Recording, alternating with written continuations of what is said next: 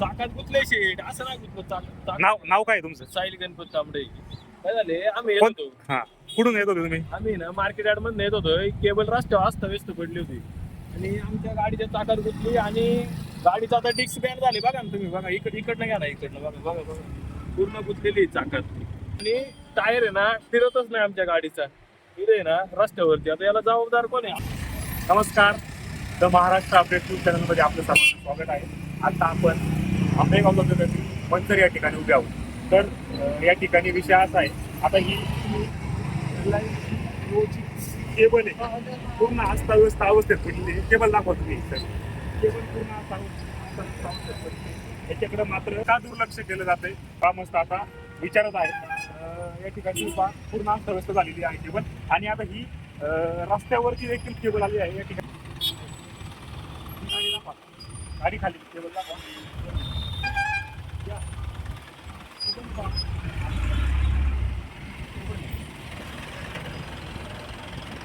रस्त्यावरती पडलेली अस्तव्यस्त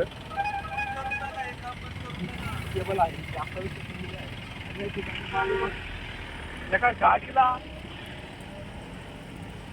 गाडीला घुसलेली आहे पूर्ण डिस्क.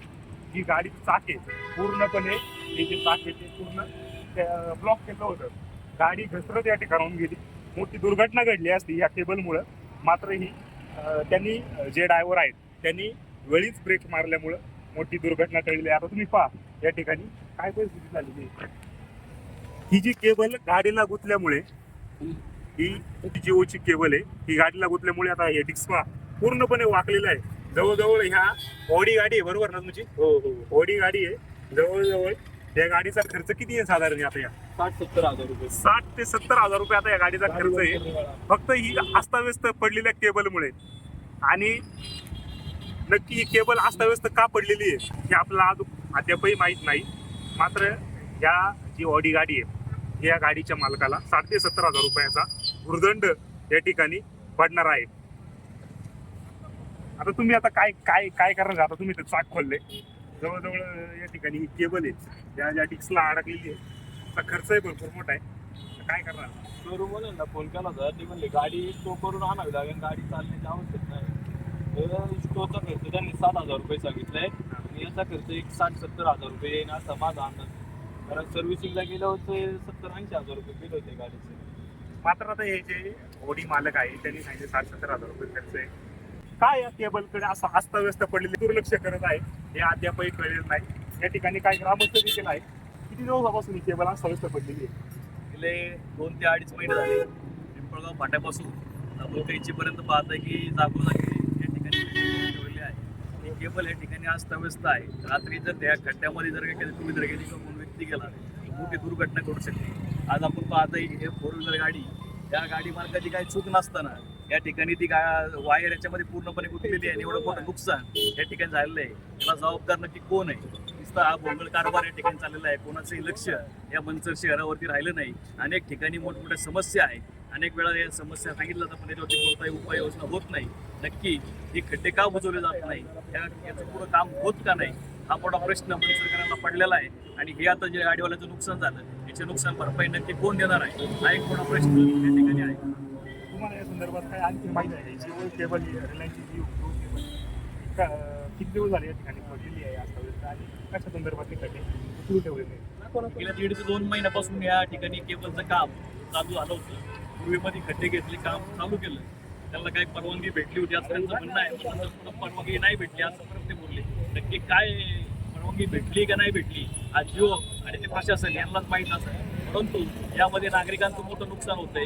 नागरिकांना या समस्येला तोंड द्यावं लागतंय. तुमचं जिओचं काय असेल ते त्यांनी बघून घ्यावं, पण हे काम त्यांनी लवकरात लवकर करावं लागेल. खड्डे तरी त्यांनी बुजून टाकावे, हा मोठा प्रश्न खऱ्या अर्थाने मंचरकरांना पडलेला आहे. याच्यावरती उपाययोजना या लवकरात लवकर झाल्या पाहिजे.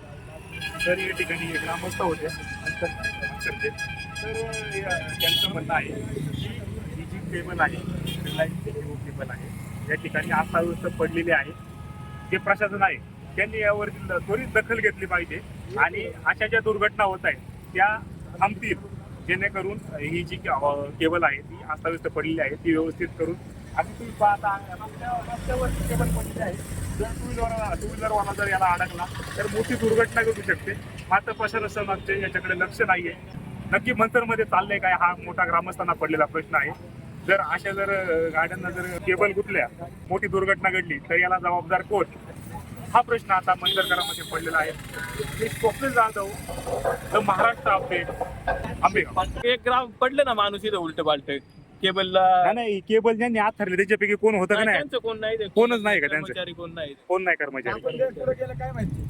पूर्ण डिस्क बँड झालेली आहे गाडी. बँड झाले, गाडी चालत नाही. आता ऑडीवाले येतात, शोरूम वाले गाडी घेऊन जाणार आहेत आता. अरे प्रशासनाने जर अशी असता व्यस्त जर हे असं कारवाई का काय बोलायचे काय आता यांना का नाही का प्रशासनाला काय बोलणार आम्ही. आमची चुकी झाली, आम्ही टॅक्स काढतोय, गाड्या रस्त्यावर घेऊन येतोय आणि त्यांनी रस्त्यावर वायरी लावल्या आता काय बोलायचं त्याला आम्ही सांगा बरं.